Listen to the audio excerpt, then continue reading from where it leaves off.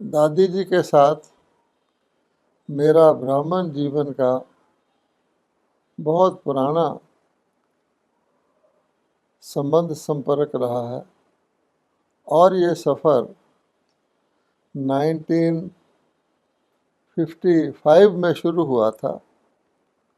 उस समय सौभाग्यवश प्रकाशमणि दादी जी दिल्ली में हमारा जो सेंटर था करोल बाग का, उसकी टीचर थी।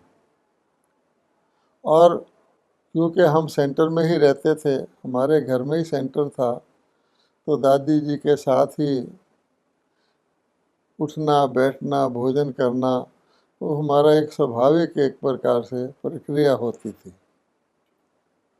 मुझे याद है कि जब मुझे चार्टर्ड अकाउंटेंट के एग्ज़ाम के लिए जाना होता था, ये परीक्षा उन दिनों में बहुत कठिन होती थी, लगभग 7% ही रिज़ल्ट आता था। तो मैं हर रोज़ दादी जी से रिक्वेस्ट करके उनसे दृष्टि लेकर इम्तिहान देने जाता था। मेरी धारणा ये थी कि जो पढ़ा सो तो पढ़ा, लेकिन दादी जी की पावन शक्तिशाली और कल्याण के भाव वाली दृष्टि लूँगा तो मेरा मन एकाग्र रहेगा और मेरी परीक्षा में मैं अच्छे उत्तर दे सकूँगा। ऐसा ही हुआ कि मैं रोज़ दादी जी से 7-8 मिनट दृष्टि लेकर जाता था। तो परिणाम ये हुआ कि मैं प्रथम बार ही चार्टर्ड अकाउंटेंट की परीक्षा में सफल हो गया। इसका बहुत सारा श्रेय दादी जी की उस दृष्टि को जाता है। दूसरी बात कि मधुबन माउंट आबू में भी काट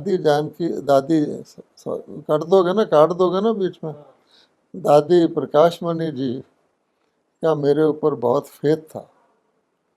एक बार ओम शांति भवन जो हमारा माउंट आबू में है वो बन रहा था, तो बनते बनते अचानक वहाँ की अथॉरिटीज़ ने कंस्ट्रक्शन को रोक दिया। किसी कारण से रोक दिया कि ये पहाड़ी है और पहाड़ी पर ज़्यादा कंस्ट्रक्शन करना ठीक नहीं है। तो दादी जी ने मुझे, मैं वहीं पर था, सिरोही भेजा। वहाँ पर कलेक्टर का ऑफिस था कि ब्रिजमोहन तुम जाओ और इस जो रोक लगी हुई है सारे माउंट आबू पर, उसमें हमारे लिए छूट लेकर आओ। ये दादी जी का विश्वास ही था, और क्योंकि बाबा का शुभ कार्य तो है ही, कि मैं सिरोही में गया और अपने इस ओम शांति भवन के लिए कंस्ट्रक्शन की छूट लेकर आया।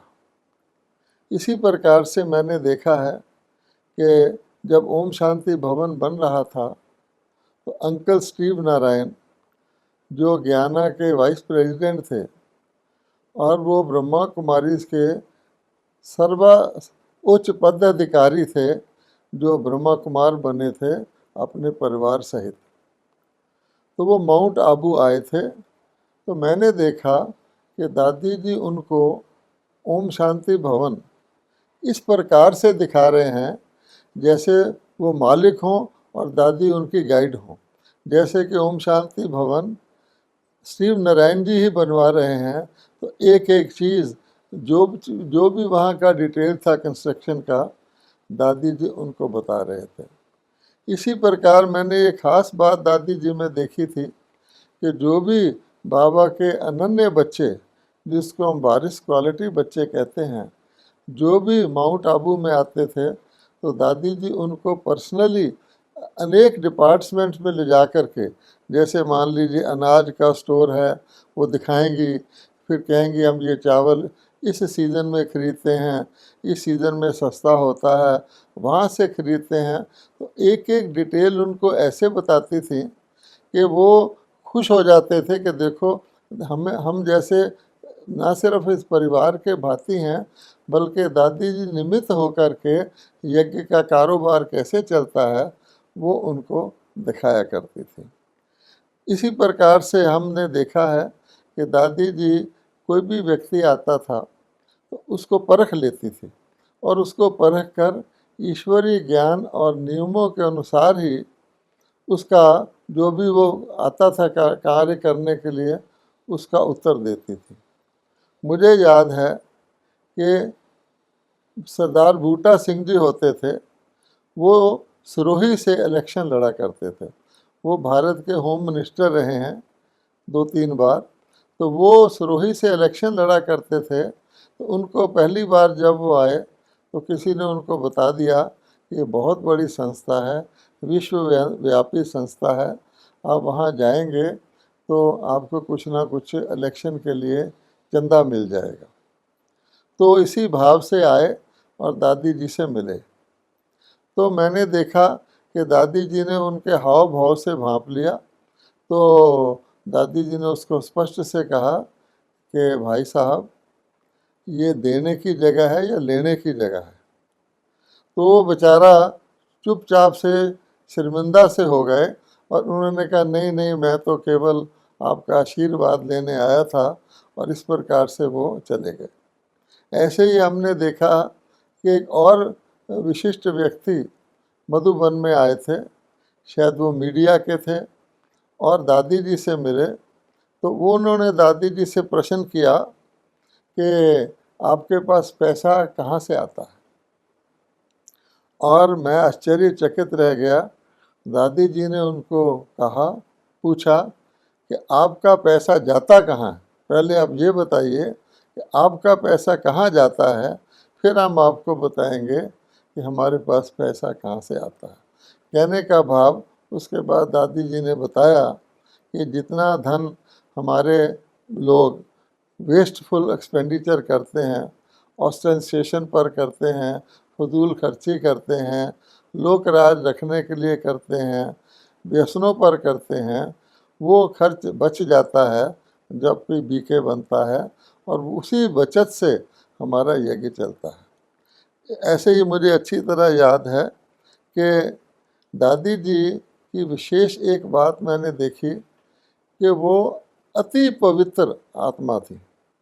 और मेरा अनुभव ये है कि अगर आपने किसी आत्मा की मन वचन कर्म की पवित्रता, और ऐसी पवित्रता जो किसी अन्य की अपवित्रता को देखते हुए भी ना देखे, उसकी एक निशानी मेरे अनुभव की ये है कि उसकी आँखें जो होगी, उसकी आँखें वाइट होंगी, बिल्कुल सफ़ेद होंगी, जैसी जैसी पवित्रता होगी। तो आप आज भी दादी जी के जो चित्र डायमंड हॉल में लगे हुए हैं, या कहीं भी दादी जी का चित्र देखेंगे, या जिन्होंने दादी जी को देखा होगा, वो ये पाएंगे कि दादी जी की आँखें अति सफ़ेद थी।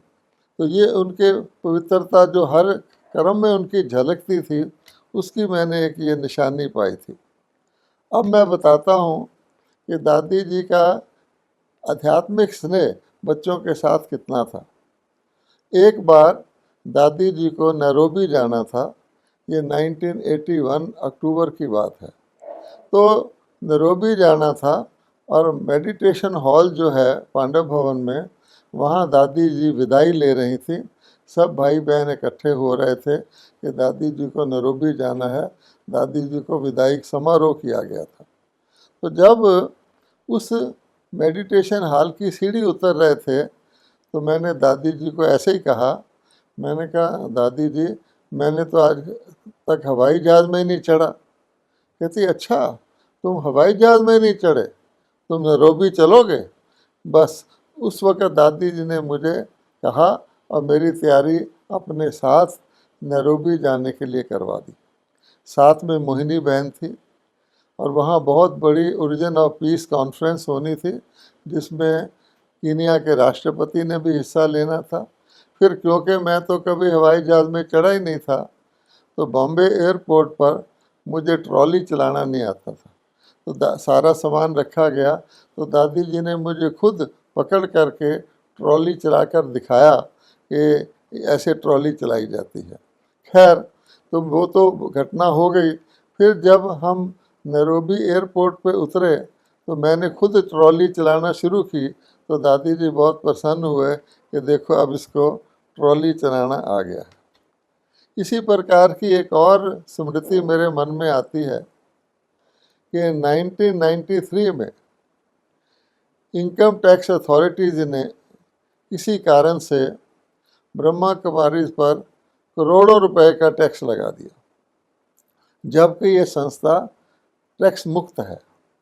अब लगा दिया, वो तो कानूनी कार्रवाई करनी पड़ती है, क्योंकि दादी जी फीमेल थी और दादी जी को नेचुरली बहुत कंसर्न हुआ कि करोड़ों रुपए का इनकम टैक्स लग गया है। और मुझे बाबा ने इनकम टैक्स की आदि की पढ़ाई चार्टर्ड अकाउंटेंसी में करवाई हुई थी। तो मैंने दादी जी को कहा, दादी जी, मैंने पता नहीं बाबा ने मुझे शक्ति दी, मुझे इतना फेथ आया। मैंने कहा, दादी जी, जब तक मैं हूँ तो एक पैसा भी टैक्स ब्रह्मा कुमारीज को नहीं लग सकता। दादी जी ने मेरी तरफ देखा, थोड़ा मुस्कुराई।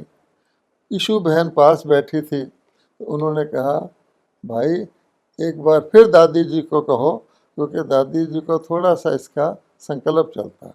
मैंने फिर दोबारा उनको कहा कि दादी जी, जब तक मैं हूँ ब्रह्मा कुमारीज को एक पैसा भी इनकम टैक्स नहीं लग सकता। अब बाबा की मदद हुई और वो टैक्स माफ़ हो गया।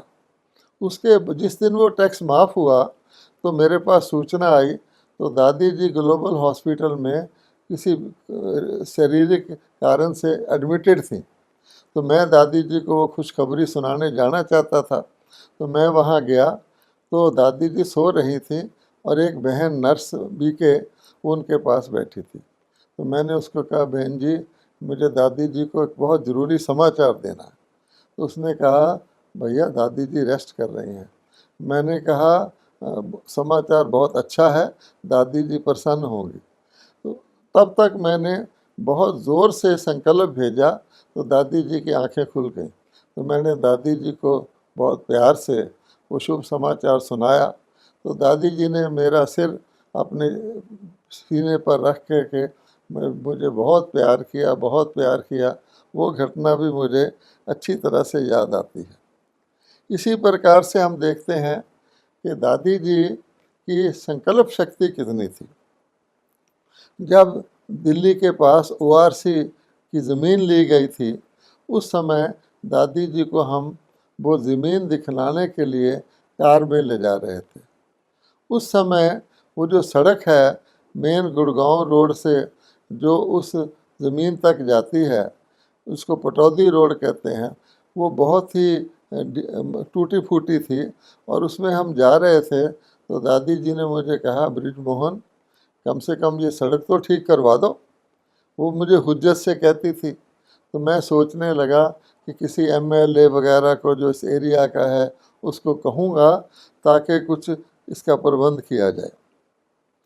आप हैरान होंगे कि 20 दिन के बाद वो सड़क अपने आप बनना शुरू हो गई। तो मैं हैरान था कि किसने बनवा दी।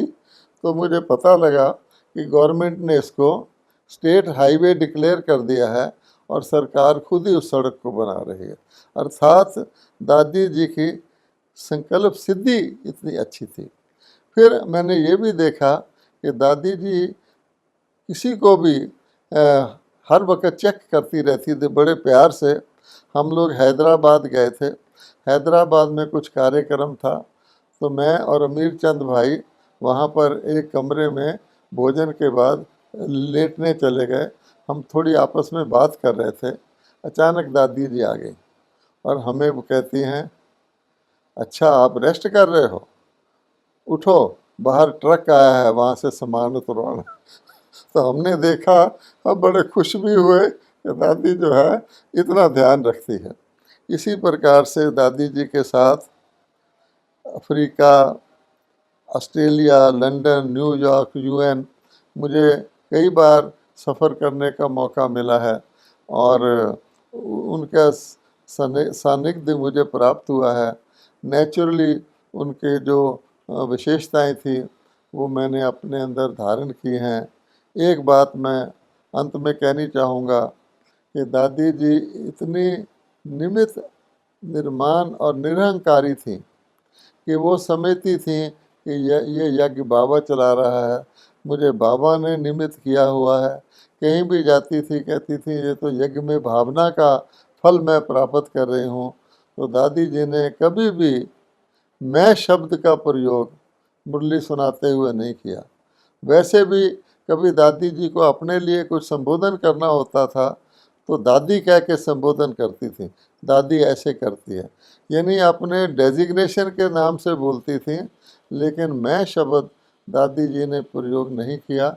और आज भी बाबा हमको कहते हैं कि अगर तुम इस मैंपन का त्याग कर दो, क्योंकि मैंपन निमित्त भाव के विरुद्ध जाता है, तो तुम एक बहुत श्रेष्ठ कार्य जो बाबा का हो रहा है उसमें सहयोग दे सकते हो। ओम शांति।